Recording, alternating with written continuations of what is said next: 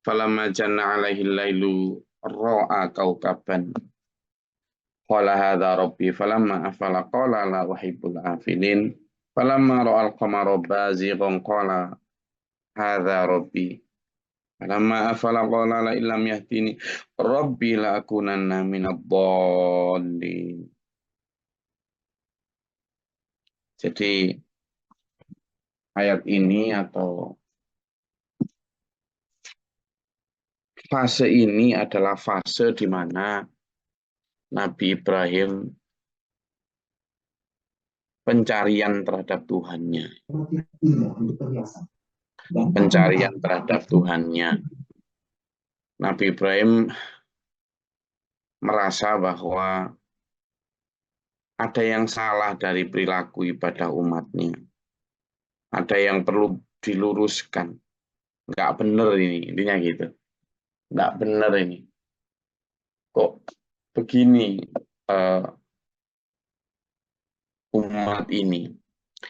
Ayat ini juga menunjukkan bahwa Nabi Ibrahim melakukan pendekatan akal ya dalam pencarian terhadap Tuhan, tapi kemudian hasilnya adalah melalui hidayah. Nah, inilah uniknya ya. Unik dan menariknya itu di situ. Nabi Ibrahim melakukan pendekatan akal untuk menemukan Tuhannya, tapi kemudian justru hidayahlah yang memberikan keputusan akhir tentang Tuhan. Maksudnya begini, ketika awal Nabi Ibrahim itu merasa umat yang menyembah berhala itu nggak logis itu. Umat kan nggak logis, berarti pakai akal tuh. Meskipun sebenarnya ya karena insting juga, insting hidayah. Pertama dia merasa bahwa ini gimana, wong batu yang dia sendiri yang bikin, dia sendiri yang menyematkan nama dalam batu-batu itu, lalu mereka sendiri juga yang membuat besar kecilnya berhala itu. Ada yang dibikin kecil, ada yang dibikin besar gitu kan. Lalu manusia sendiri juga yang menyematkan sifat-sifat pada benda-benda yang dia bikin. Bahwa ini sifatnya begini, itu sifatnya begono. Bahwa ini Tuhan untuk keperluan ini Tuhan untuk keperluan itu kan gitu. Itu kan berarti manusia sendiri itu yang bikin. Jadi Nabi Ibrahim melakukan pendekatan pencarian Tuhan itu dengan pendekatan akal. Itu jelas itu, for sure. Pendekatan akal. Kok nggak masuk akal gini Tuhannya orang-orang di sekitarku itu. Dia ngambil batu dari gunung, lalu dia pahat sendiri. Setelah dia pahat, kemudian mereka bikin ada yang gede, ada yang kecil. Kan berarti menentukan yang besar dan kecil juga manusia sendiri. Gitu. Lalu disematkanlah nama-nama untuk batu yang kecil itu namanya dewa ini, yang besar namanya dewa itu. Yang bikin menentukan apa namanya juga mereka sendiri. Setelah itu kemudian pensifatan bahwa ini Tuhan yang besar yang seperti ini tuh untuk keperluan ini, gitu kan, menyembahnya harus dengan cara begini dan seterusnya. Maka menurut Nabi Ibrahim itu nggak masuk akal. Nggak masuk akal. Dari kegelisahan itu kemudian Nabi Ibrahim merasa bahwa Tuhan itu harus sesuatu yang lebih indah. Tatkala malam datang menyelimuti gelap menyelimuti malam, kemudian tampaklah bintang. Wih, indah ini. Hadza Rabbi. Ini Tuhanku ini kayaknya. Gitu kan? Wah, ini Tuhanku. Tapi begitu esok paginya bintang-bintang udah nggak kelihatan lagi. Waduh kok gini? Nggak suka aku sama sesuatu yang terbenam nggak kelihatan lagi. Maka keesokan malamnya melihatlah bukan bintang ternyata yang purnama atau bulan berikutnya atau tahun berikutnya wallahu alam ya. Lihat bulan pun kok indah sekali. Mengalahkan sinar bintang-bintang itu gitu kan. Nah, inilah Tuhanku. Kayaknya ini benar-benar Tuhanku ketika melihat Tuhan melihat bulan yang indah. Tapi begitu bulan itu pun paginya ternyata terbenam juga kalah oleh sinar matahari, maka kata Nabi Ibrahim, la illam yahdini Rabbi. Sungguh ini udah nggak benar nih. Jika aku tidak mendapat hidayah segera, siapa Tuhanku? Jika aku tidak segera dituntun oleh Tuhan yang sejati tentang siapa Tuhanku, lakunanna minadh dhalin. Lakunanna minal qaumidh dhalin. Aku ini pasti akan tergolong orang-orang yang sesat ini nanti, repot ini. Aku bisa-bisa jadi nanti berakhir pada Tuhan-Tuhan yang nggak benar. Tuhan seperti yang disembah umat ini juga ini nanti. Waduh, repot ini. Gitu. Maka masih dalam pencarian itu, falamma ra'a asy-syamsa. Maka ketika Nabi Ibrahim juga melihat matahari, nah kan tadi bazighatan terbit. Kan kemarin sebelumnya lihat bintang. Bintang menyinari kegelapan kan. Jadi waktu malam gelap ternyata bintang mampu. Begitu ribuan bintang itu bisa menyinari malam itu. Tapi ketika pagi kok terbenam lagi, wah nggak suka aku gitu kan. Lalu begitu malamnya lagi ada bulan purnama tuh indah sekali mengalahkan bintang. Ini Tuhanku kayaknya. Begitu pagi, lah kok sinar bulan purnama kalah, terbenam dia. Maka ketika melihat matahari terbit mengalahkan sinar rembulan itulah, maka kata Nabi Ibrahim, hadza rabbi hadza akbar. Kayaknya ini Tuhanku, ini lebih besar daripada rembulan itu kemarin. Kayaknya ini. Karena Tuhan kriterianya ya pertama harus indah yang diwakili bintang tadi. Oh ya ya. Kemudian harus bisa menyinari kegelapan yang diwakili oleh rembulan tadi, atau sebaliknya diwakili bintang kegelapan, kemudian indah diwakili oleh rembulan, lalu harus besar, ternyata diwakili oleh matahari. Maka hata akbar hada robbi. Tapi falamma afalat, tapi ternyata ketika malam matahari juga terbenam. Loh, lah ya apa ini?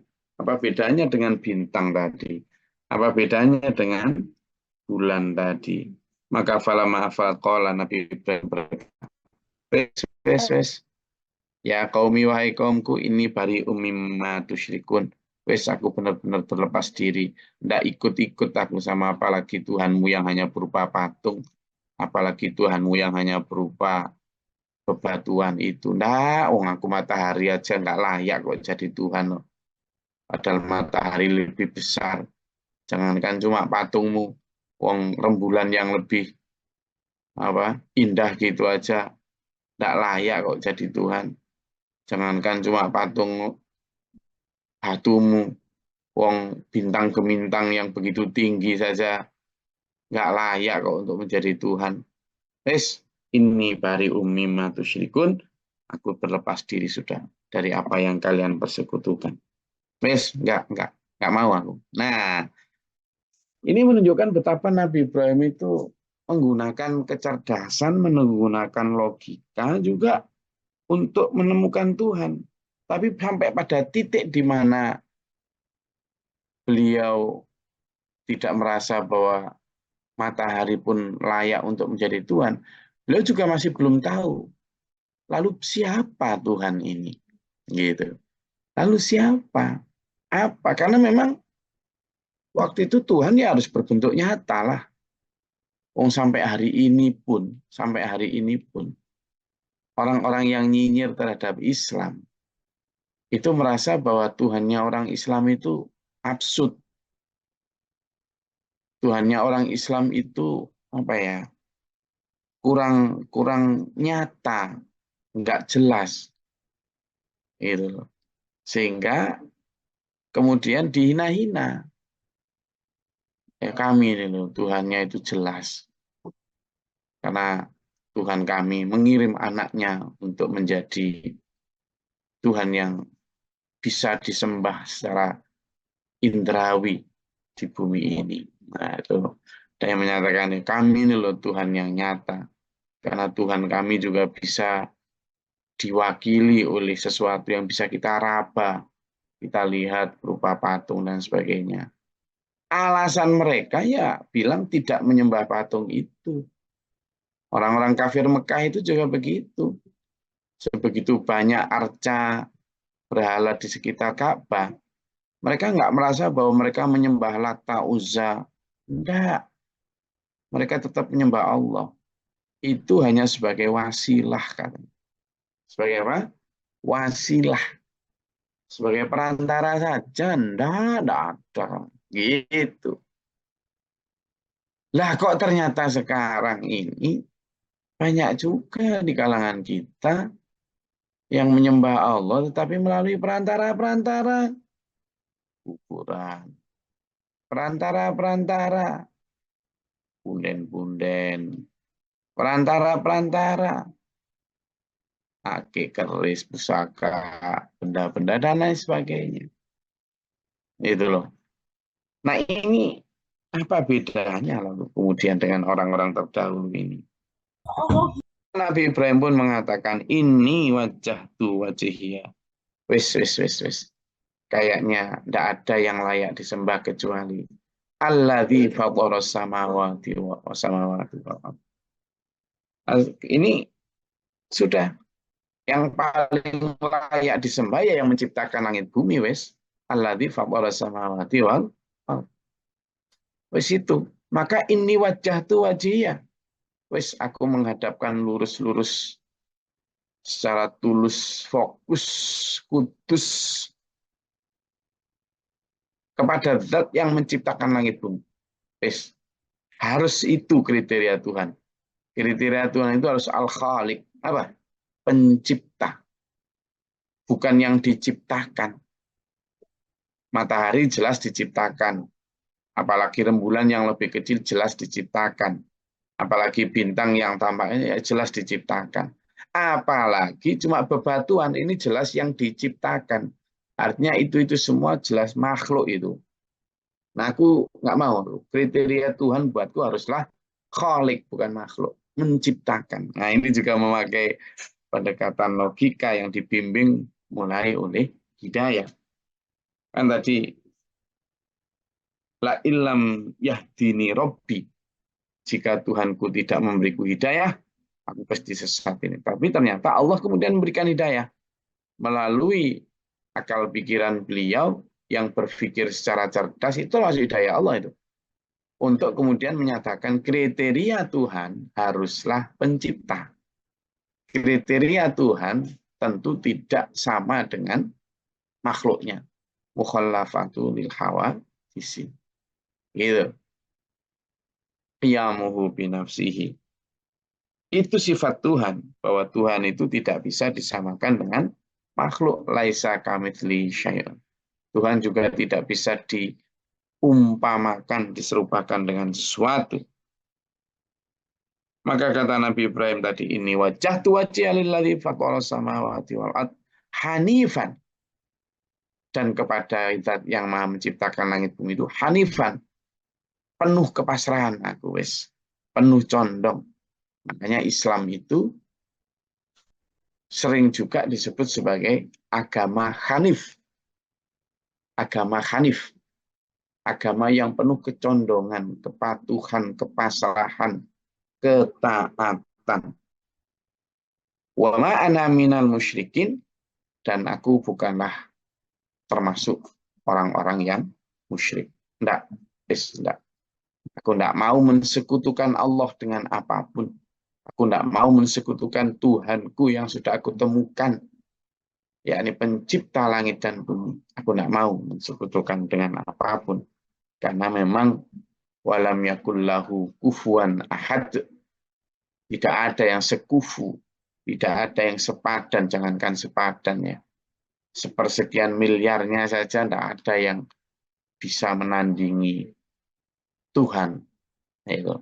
Maka wa ma'ana minal musyrikin. Dulur, ini wajah tu wajah alladzi fatara samawati wal ardh. Ini adalah doa iftitah juga yang kemudian dipakai doa iftitahan. dalam doa iftitah yang dibaca oleh sebagian dari kita, itu akan gitu. Inna sholati wa nusuki wa mahyaya wa mamati lillahi rabbil alamin itu kan. Disebut sebelumnya inni wajjahtu wajhiya.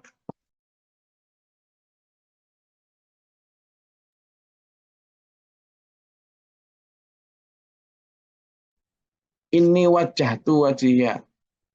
Ya kan? Allah akbar kabira walhamdulillahi katsira wa subhanallahi bukrata wa asila. Inni wajjahtu wajhiya lilladzi fatara samawati wal ardh. Kan? Itu awalnya dari ikrarnya Nabi Ibrahim ini. Makanya saya selalu bilang doa iftitah itu ada yang baca Allahumma ba'id baini wa baina khotoyaya kama ba'adta bainal masyriq wal maghrib. Itu kan doa yang dibaca Rasulullah juga. Yang pada saat itu Rasulullah merasa perlu untuk memohon dijauhkan dari kesalahan dan dosa sebagaimana dijauhkan antara timur dan barat. Allahumma khsilni min khotoyaya. Gitu kan? Allahumma naqqini min khotoyaya kama yunaqqas sabul abyadu minad danas. Ya Allah, jauhkanlah aku, jagalah aku, lindungilah aku, gitu kan? Atau bersihkanlah aku juga dari kotoran dan salah seperti engkau bersihkan kain putih dari kotoran. Allahumma silni min khotaya bil ma'i wassalji wal barad. Dan basuhlah jiwaku ini dari semua kotoran dengan air yang bersih dan salju. Itu satu. Tapi satunya, dulu-dulu ada juga yang baca. Kalau tadi pada saat Rasulullah ingin diampuni dosanya, dijauhkan dari kesalahan, baca itu. Tapi ketika ingin meneguhkan ikrar akan ketauhidan, Rasulullah baca itu. Allahu Akbar kabira walhamdulillahi katsira wa subhanallahi bukrata wa asila. Allahu Akbar maha besar Allah. Ya Allah Akbar kabiran. Walhamdulillahi katsira. Dan segala puji, syukur yang penuh banyak kepada Allah. Ya, alhamdulillah katsir wa subhanallahi bukrata wa asila. Dan maha suci Allah di waktu petang maupun pagi hari. Inni wajjahtu wajhiya lilladzi fatara samawati wal ardh. Sungguhnya aku hanifan muslimah wa ma ana minal musyrikin. Hanifan, penuh kecondongan aku, musliman dan penuh kepatuhan pasrah diri. Wa ma ana minal musyrikin dan bukanlah aku dari golongan orang-orang yang syirik. Inna sholati wa nusuki wa mahyaya wa mamati lillahi rabbil alamin. Sungguhnya sholatku, ibadahku, hidupku, matiku adalah milik Allah, pencipta Tuhan seluruh sekalian alam. Gitu kan? Itu. La syarikalah wa bidzalika umirtu wa ana minal muslimin. Dan tidak ada yang mensekutukan Allah. Wa bidzalika umirtu, dan untuk seperti itu aku siap untuk diperintah. Wa ana minal muslimin, dan aku termasuk orang-orang yang serah diri tunduk patuh. Itu adalah pembaharuan ikrar yang benar-benar ini seperti yang diikrarkan Nabi Ibrahim itu. Jadi dua doa iftitah itu sama-sama pernah dibaca Rasulullah untuk dua kepentingan yang berbeda. Nah kita ini kan kadang karena fanatik golongan hanya membaca satu aja nggak pernah, gitu kan? Yang ikrar ya ikrar, terus nggak pernah pengen dijauhkan dari kesalahan. Yang pengen dijauhkan kesalahan tidak pernah ingin memperbarui ikrar, itu kan? Kalau saya terus terang ya sesuai kebutuhan, gitu. Kadang pakai Allah bait ini, wabaina khataya kadang ya Allah berkabir alhamdulillah katsir. Ini wajah alladzi fatara samawati wal ardi hanifan muslimah wa ma ana musyrikin. Jadi itu dulu satu di antara betapa pentingnya kita mengenali Tuhan kita supaya lebih mantap di dalam bertuhan itu. Lebih hakul yakin. Oke. Deh, silakan kalau ada yang mau disampaikan atau ditanyakan, silakan.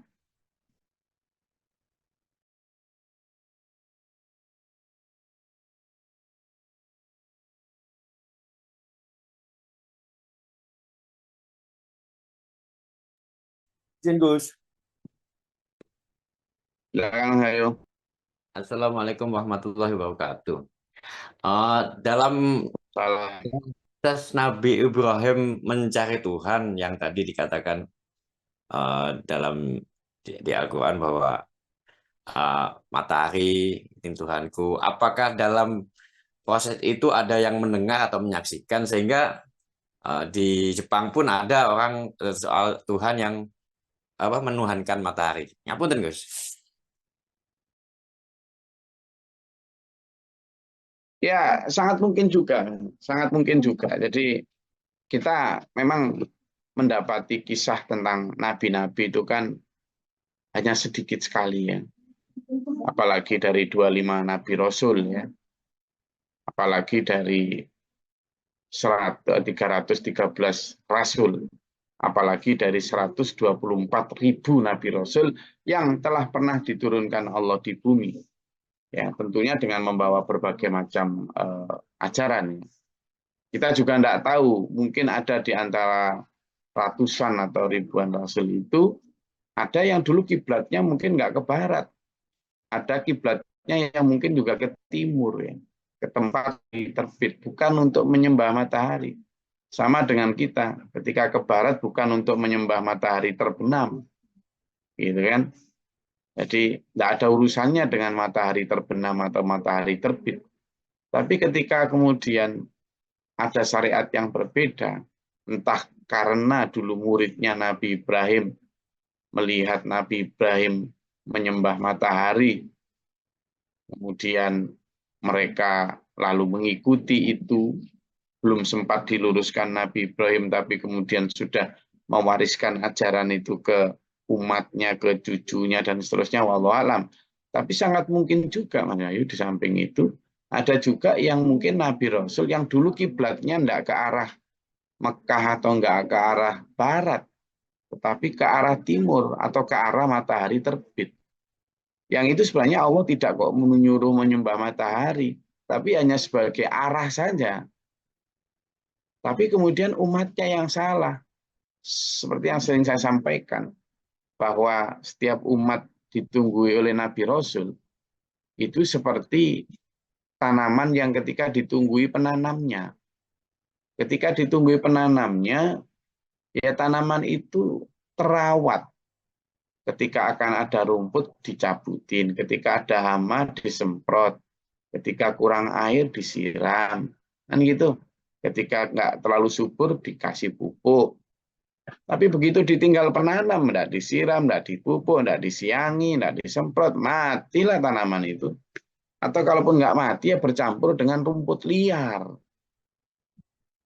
Umat juga begitu ketika ditunggu oleh Rasul pada saat itu. Ketika akan terjadi penyimpangan penafsiran yang berbeda, bukan, kita tidak menyembah matahari. Memang kiblat kita disuruh ke arah matahari terbit. Ke arah matahari terbit, bukan kok menyembah matahari. Kalau ada Rasul dibetulkan begitu. Tetapi begitu Rasulnya wafat, ditinggal dalam kondisi lama, seperti tanaman ditinggal penanam tadi, lama-lama penafsiranlah yang tumbuh. Rumputnya lebih tinggi daripada tanaman asli, maka kepalsuannya yang lebih banyak daripada ajaran aslinya. Begitu. Sama dengan seperti gembala yang ketika ditunggui penggembalanya, terjaga dari pelanggaran makan tanaman orang, terjaga dari berantem atau dimakan serigala, dijaga. Tapi begitu ditinggalkan oleh penggembalanya, apalagi jangka lama, sudah. Bahkan mungkin campur aduk ndak karuan, sudah melanggar ke sana kemari. Tali yang mungkin dibawa ke sana kemari tidak berfungsi. Manusia ketika ditunggui oleh Rasul sebagai pengembala umat, ya terjaga dari penafsiran keliru, termasuk Tuhan-Tuhan wasilah-wasilah tadi. Tapi begitu ditinggal Rasulullah, Rasul penunggunya wafat, apalagi jangka panjang, ya sudah, nggak karu-karuan. Tali yang ibaratnya tadi adalah kitab atau ajaran yang ditinggalkan, masih di lehernya, masih hafal bahkan, tapi ya ditafsirkan menurut keinginannya masing-masing. Ya, demikian pula dengan murid-murid Nabi Ibrahim, Allah alam seperti apa. Ketika melihat Rasul Nabi Ibrahim dalam pencarian itu.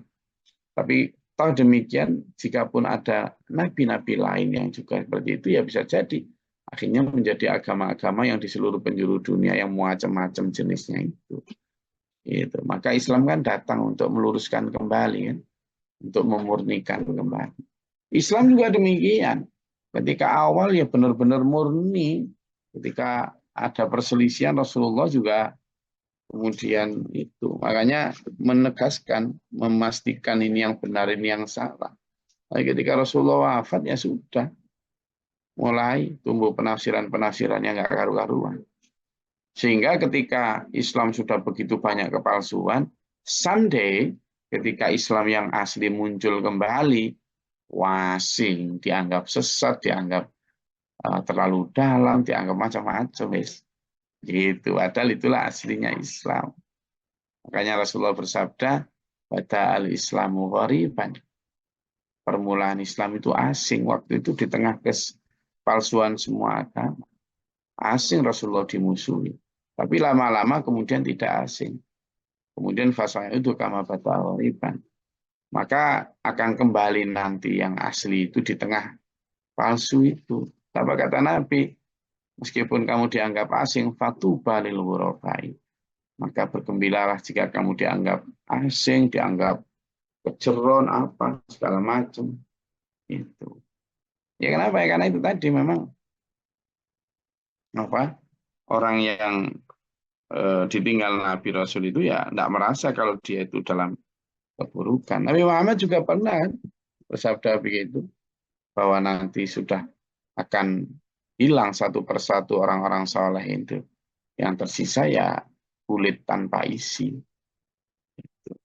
Dan memang terbukti kan kemudian setelah Rasulullah wafat, beberapa hari setelah Rasulullah wafat itu ada seorang sahabat yang nangis di pinggir jalan gitu. Lalu ada Abu Bakar dan Umar lewat. Kenapa kamu nangis? Apa kamu nggak yakin derajat Rasulullah? Saya nangisi Rasulullah. Lalu kenapa? Kamu nggak yakin Rasulullah akan masuk surga atau derajatnya? Oh, enggak, bukan itu saya nangis. Rasulullah tentu derajatnya tinggi. Yang saya tangisi adalah ketika Rasulullah masih di sekitar kita, mendampingi kita, langit dan bumi tersambung oleh wahyu. Kita hidup dibimbing oleh wahyu. Jika ada persoalan, turunlah wahyu untuk memberi penjelasan. Jikapun kita kemudian ada perselisihan, Rasulullah juga yang akan meluruskan. Dan sehingga kita damai dalam satu komando. Tetapi sekarang Rasulullah wafat, bumi langit terputus, tidak ada lagi wahyu. Kita pun jika ada perselisihan tidak tahu mana yang salah, mana yang benar. Itulah yang aku tangisi sekarang kondisi kita.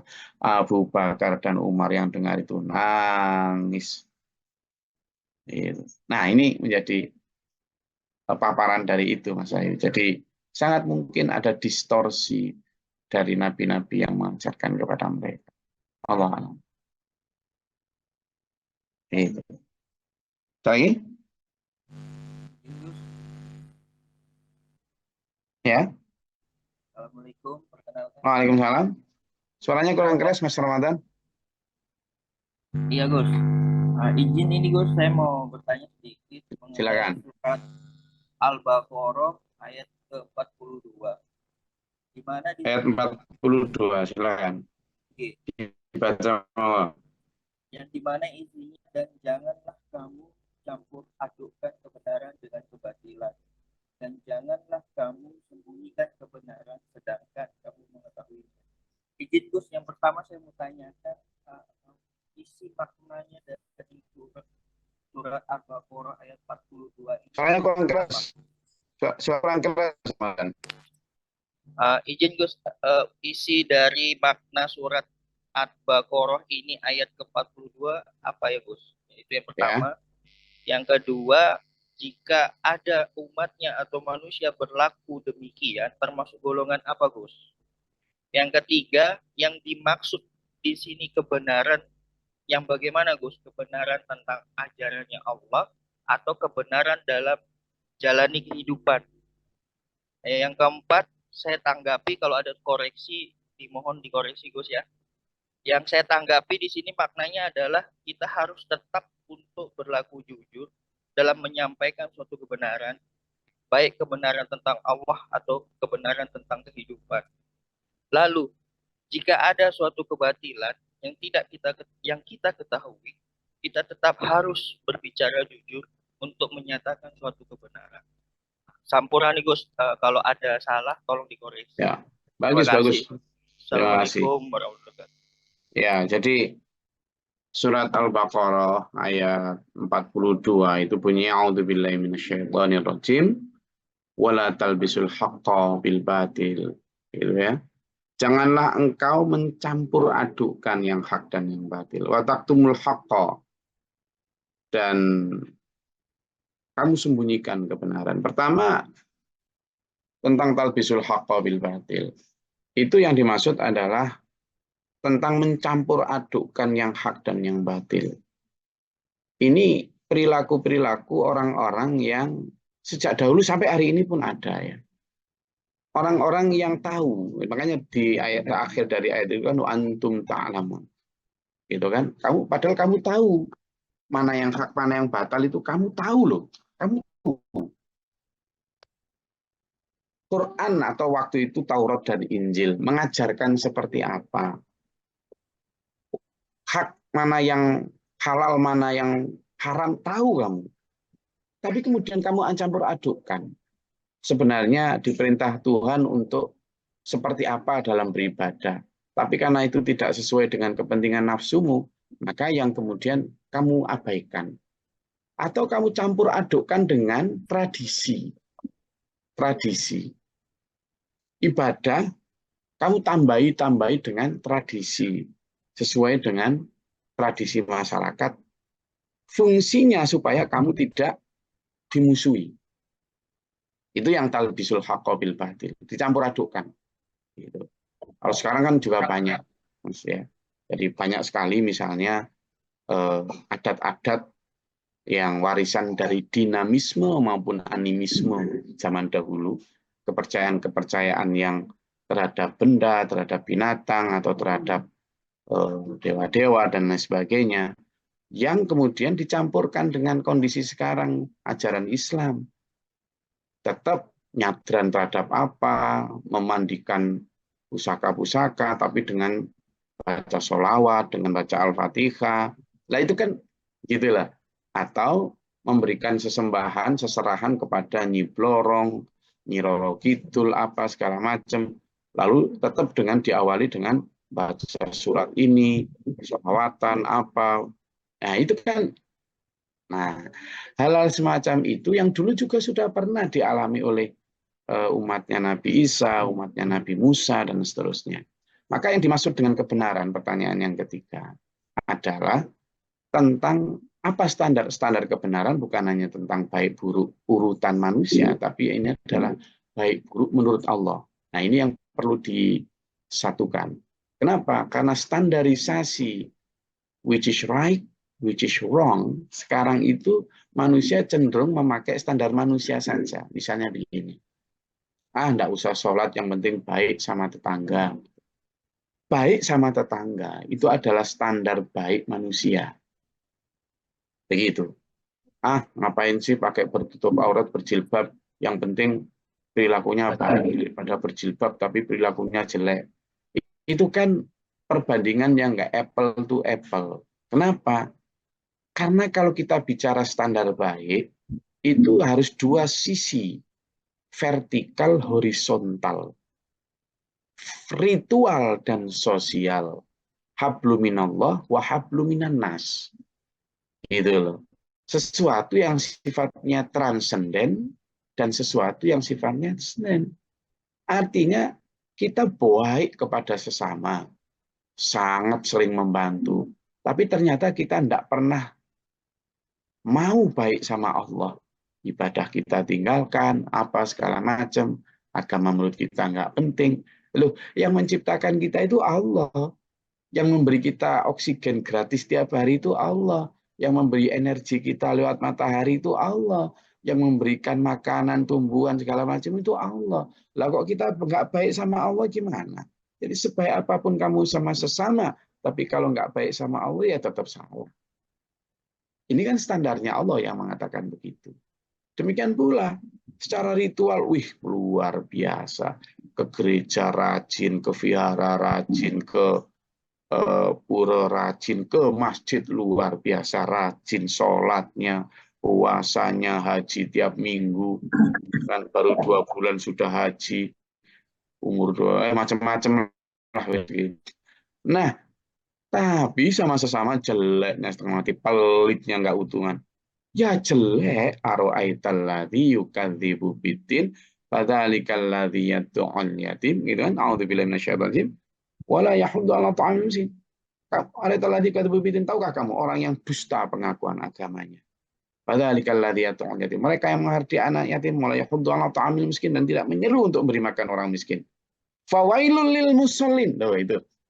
Al-musallin, orang yang sholat itu kan ibadah vertikal tuh. Sementara yahudu ala ta'amil miskin, memberi makan orang miskin, itu ibadah sosial. Jadi ketika dia ibadah vertikalnya baik, dianggap Allah celaka orang yang sholat, kata Allah. Orang yang sholat yang tidak memberi makan orang miskin, orang sholat yang hanya riak saja, orang yang sholat tapi menghardi anak yatim, celaka itu. Karena ada mufasir yang mengatakan wailun itu adalah celaka, itu neraka well. Nah, di situ ditunjukkan bahwa ternyata standar kebenaran itu nggak hanya cukup menurut manusia, tapi standar kebenaran itu adalah standar kebenaran Allah dan Rasul-Nya. Begitu. Maka benar juga tadi yang saya sampaikan, yang Mas Ramadan sampaikan yang keempat.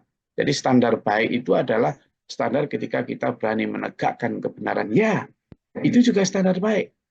Termasuk berani mengatakan yang hak adalah yang hak, yang batal adalah batal. Meskipun dimusuhi orang. Ya, dan itu yang disampaikan oleh Rasulullah, ulil haqqa walau kana muran. Sampaikan kebenaran meskipun pahit. Tapi itu satu di antara standar-standar kebenaran. Masih banyak standar kebenaran yang lain yang tentu kita harus menjelaskan itu sebagai apa yang dimaksud as-shadiqin, orang yang benar. Benar maksudnya gimana? Orang yang benar adalah orang yang memakai standar Allah dan Rasul-Nya sebagai standar kehidupan mereka. Jadi orang yang kemudian taktumul haqqo itu adalah orang yang menyembunyikan kebenaran. Artinya apa? Dia baca tahu kitab, tahu benar, tapi dia tidak berani menyampaikan kebenaran. Kenapa? Karena takut dimusuhi. Kenapa? Karena takut nggak laku ceramahnya. Kenapa? Karena khawatir nggak dapat santri. Kenapa? Karena khawatir nanti dimusuhi. Sehingga disembunyikan. Oh, ditanya, ini sebenarnya gimana hukumnya? Oh, itu maksudnya begini. Tapi enggak begitulah, agak beginilah. Selalu ditempatkan pada posisi absurd. Selalu ditempatkan pada posisi in between. Apa itu? Posisi di antara, abu-abu. Sehingga umat nggak tahu mana yang hak, mana yang benar. Maka kulil haqqo, sampaikan benar. Gitu. Nah, dalam konteks ini, maka bagaimana kita harusnya? Ya, kita memang tetap harus menyampaikan itu. Lalu bagaimana orang-orang yang itu? Pertanyaan selanjutnya tadi. Termasuk kelompok apa? Itu yang dimaksud dalam orang, kalau dia Islam, maka kelompok masuk dalam kelompok fasik ya. Bukan kafir, tapi fasik. Fasik itu apa? Orang-orang yang rusak ibadahnya. Mereka syahadat, sholat, puasa, bahkan mungkin haji, tapi dalam konteks implementasi itu agak melenceng, kurang benar. Dan kalau dalam bahasa yang agak lebih kerasnya itu adalah kelompok munafikin. Nauzubillah min dzalik. Ayo kita minta dijauhkan dari kelompok jauh itu. Kenapa? Karena sifat munafik itu menular. Hari ini mungkin kita beriman orang lain yang munafik, tapi kalau kita nggak hati-hati, kita nanti yang ketularan munafik itu. Maka itu satu di antara orang Islam yang fasik disebut munafik. Kita minta kepada Allah dihindarkan dari sifat-sifat itu. Begitu Mas Ramadan, bisa menjawab kira-kira? Terima kasih banyak, Gus. Terima kasih sudah bergabung dalam kajian ini. Alhamdulillah pertanyaannya bagus loh. Dan senang saya dengan pertanyaan-pertanyaan selama ini. Tutup kajian kita pada pagi hari ini, sudah lebih 5 menit ini. Ada yang sudah harus berangkat jualan ini dan itu. Ya, tolong dilakukan juga milik saya. Terima kasih. Mudah-mudahan bermanfaat, berfaedah. Allah merahmati kita, menuntun kita dalam siratal mustaqim ila akhir hayat. Amin. Allahumma sholli wa sallim barik ala sayyidina. Allahumma ighfir lil mu'minin wal mu'minat wal muslimin muslimat wal ahya'i astaghfirul azim. Allahumma ahdina fi man hadait wa atina fi man afait wa lam man tawallait wa barik lana fi ma atait wa qina syarra ma qadait fa innaka taqdi wa la yuqda alayka. Astaghfiruka wa atubu ilaika wa sallallahu اللهم ادع عنه البلاء والوباء قد الحسد ونزل الشهاد من جميع الكفار ربنا نجنا ولينا وسوينا من قوم ظالمين ربنا آمنا فاكتبنا مع الشاهدين ربنا لا تزغ قلوبنا بعد إذ هديتنا وهب لنا من لدنك رحمة إنك أنت الوهاب ربنا واجعلنا مسلمين لك ومن ذريتنا أمة مسلمة لك وأرنا من مسكنا تب علينا اللهم فاطر السماوات والأرض عالم الغيب والشهادة ربك لي مالك أشهد أن لا إله إلا أنت أعوذ بك من شر نفسي وشر الشيطان والمشركين تعوذ بالله من جود البلاء والباطل اللهم إنا نسألك الهدى والتقوى والعفاف والغنى وحسن الخلق سبحان ربك رب العزة عما يصفون السلام على المرسلين Assalamualaikum warahmatullahi wabarakatuh. Waalaikumsalam warahmatullahi wabarakatuh. Allahumma arhamna bil Qur'an